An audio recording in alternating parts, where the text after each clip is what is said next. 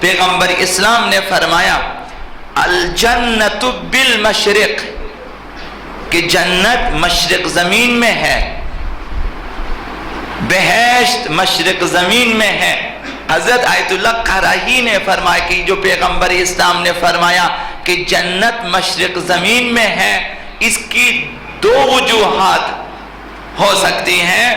پہلی وجہ یہ ہے کہ تمام انبیاء و ائمہ مشرق زمین سے تعلق رکھتے تھے، بعد میں انہوں نے سفر کیا ہے دوسرے زمینوں کی طرف، یہ ان کے اقوال ہیں حضرت آیت اللہ قرہی کے، کہ تمام انبیاء و ائمہ مشرق زمین سے تعلق رکھتے تھے، اس لیے پیغمبر اسلام نے فرمایا کہ یہ زمین جنت ہے، بہشت ہے۔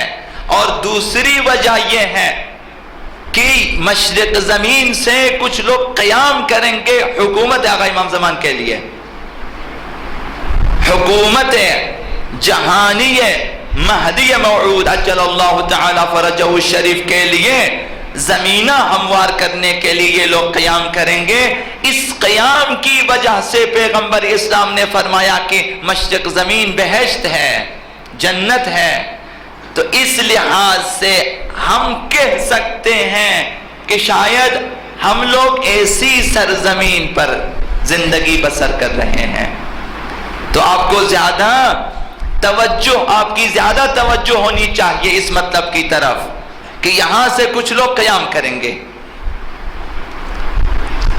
یخرج ناس من المشرق فیوطئون للمہدی سلطانہ، مشرق زمین سے کچھ لوگ قیام کریں گے، وہ زمینہ فراہم کریں گے آقا امام زمان کی حکومت کے لیے۔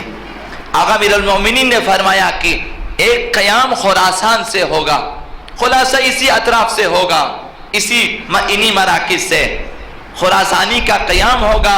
ثم تخرج رأیت من خراسان، خراسان سے ایک پرچم بلند ہوگا، یحزمون اصحاب السفیانی، یہ جو خراسان کا لشکر ہے، خراسان سے نکلنے والا لشکر، اس کا کام یہ سفیانی کو شکست دے گا۔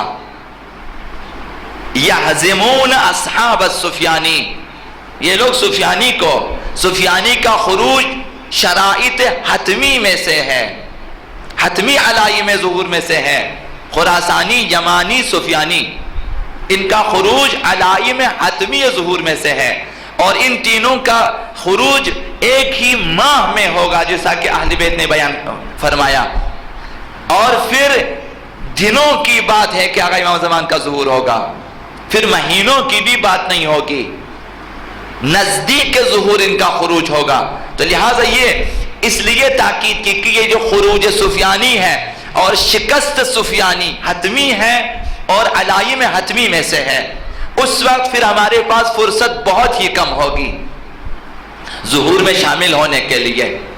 تو آقا امیر المومنین نے فرمایا کہ خراسان سے کچھ لوگ قیام کریں گے، یہ لوگ سفیانی کو شکست دیں گے، حتی ینزل ببیت المقدس، تا ان کی یہ لشکر خراسانی پہنچے گا بیت المقدس میں، یہ جو اس وقت ہے یروشلم، وہاں پہ یہ لشکر پہنچے گا۔ یوطی للمہدی سلطانہ، یہ لشکر بھی آقا امام زمان کی حکومت کے لیے زمین ہموار کرے گا۔ تو خراسان بھی مشرق زمین میں ہے، اسی طرح قم بھی مشرق زمین میں